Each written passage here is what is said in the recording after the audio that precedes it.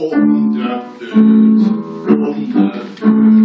Ja, we praten om de beurt en niet door elkaar. Want dat is heel raar. Om de beurt, om de beurt. Ja, we praten om de beurt. Maar je moet ook luisteren en niet zachtjes fluisteren. Als je hoort wat de ander zegt, ja, dan luister je pas echt. Vergadering, vergadering, iedereen in een kring. Vergaderen? Wat?